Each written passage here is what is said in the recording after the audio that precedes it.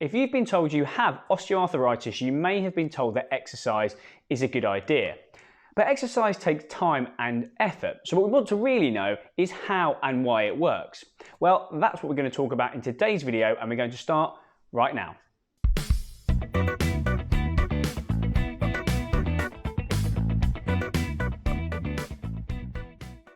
Before we dive right in, I'd like to just quickly touch on a myth that is commonly associated with osteoarthritis or OA, and that is this notion of wear and tear. It paints this picture of a degenerative, unhealthy joint that inevitably is going to get progressively worse, and exercise can't really do much to help.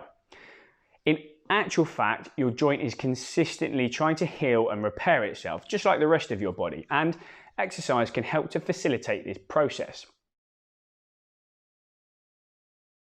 Joint stiffness is an exceptionally common feature of OA, and one question that we often ask patients to see if they have it or not is whether they have morning stiffness that lasts less than 30 minutes. Often people also find that they may have a stiff joint after they've been sat in one position for a prolonged period of time, and it might take a few strides or steps to feel like you're moving normally again. Now, we think that joint stiffness is because of a deficiency in the synovial tissue within the joint.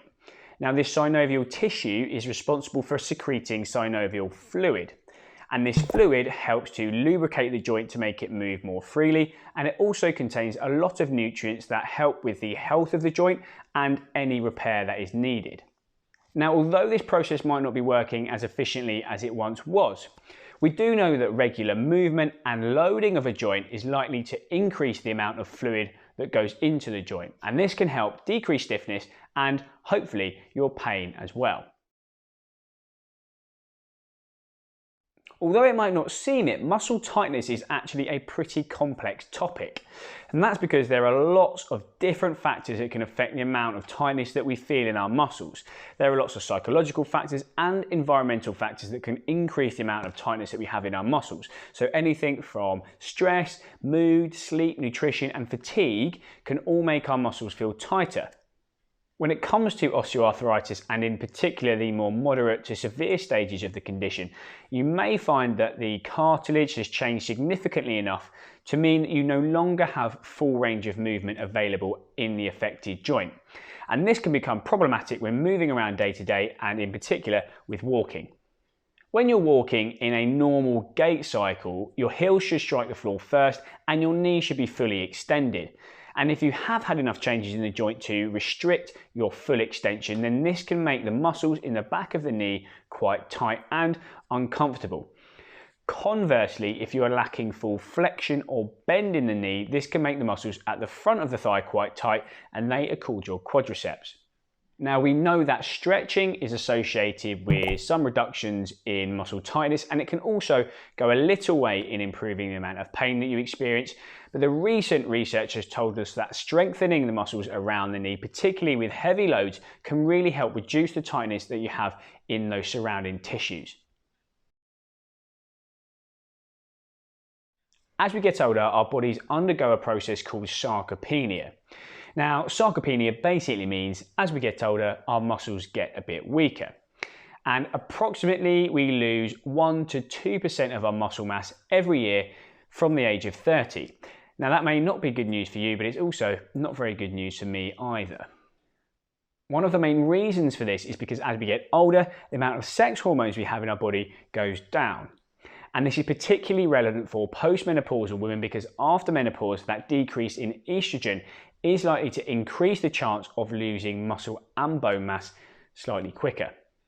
This, in conjunction with the fact that if you have OA, you might be getting some pain and moving and exercising less, is likely to mean that there is some associated weakness around the affected joint.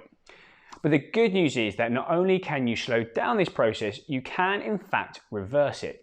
Now, it might sound obvious, but doing some strength exercises can really help with this.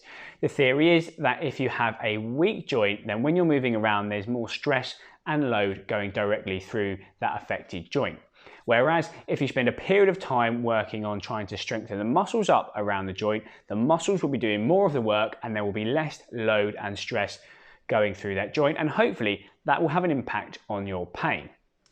Apologies, I'm interrupting just for a second to say if you would like to know more about osteoarthritis and all other things, pain and rehabilitation, then hit that subscribe button so you get notified every time I release a new video, which I do every single week.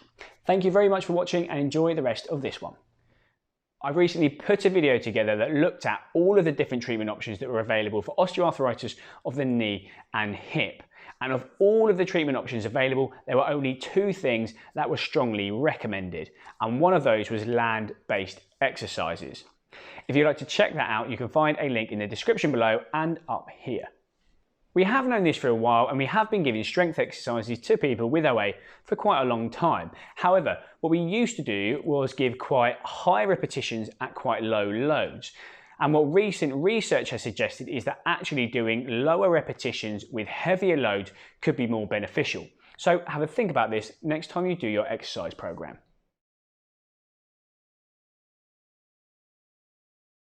Now, the last couple of things I'm going to talk about are really important when it comes to exercise and OA and probably don't get spoken about enough. And the first one is confidence. Now, we know that with any injury, psychology has a huge impact on how we recover. And this is particularly relevant when it comes to persistent pain, which is pain that's lasted any longer than 3 months. Now, we know that osteoarthritis is a long-term condition, and as a result, having pain for longer than 3 months is not necessarily unusual. But if we've had pain in any area for a prolonged period of time, it's normal to feel worried and fearful about moving it, because the last thing we want to do is do any further damage or make anything worse. Contrary to societal beliefs, we actually know that pain correlates quite poorly with structure and damage. Now, the pain process is quite complex and I've done a whole video on how it works, which you can find in the top right hand corner. But if you do feel like your confidence has taken a knock because of the pain, then putting together a very gradual, progressive exercise program that you feel safe with can really help in overcoming these psychological barriers. The last thing I'm going to touch on when it comes to exercise is hypersensitivity. And again, this is something that tends to happen when it comes to persistent pain. Now, just like your brain has the ability to learn new activities or skills, it also has the ability to learn pain. Now, I know that sounds a bit strange, but what happens is when you learn a new skill, you have neurons in the brain that lay down more pathways so that you can remember it better in the future. And exactly the same process happens when it comes to pain. If you've had pain for a prolonged period of time, pain neurons in the brain lay down new pathways so that you can remember that pain better in the future. And it is this process that leads to hypersensitivity. So what happens is your brain produces a pain response during tasks or activities that we know are not harmful or damaging. For example, walking down the road or getting out of a chair. Now, the only way to try and desensitize your brain and that area of tissue is to try and gradually expose it to things that it's not that comfortable with. And guess what? You can do that with exercise. I do hope you found that useful. There are some links below the video that should help you manage your osteoarthritis better at home. And if you are new to the channel, then do consider hitting that subscribe button so you don't miss any of Genuine Physio's videos. And if you're feeling really generous, hit the like button to show your appreciation. If you did enjoy this video, you may also like the one I have put together on how to manage an osteoarthritic flare-up, and there's a whole playlist on the channel about how to manage your OA at home. Thanks again for watching, and until next time, I'll see you again very soon.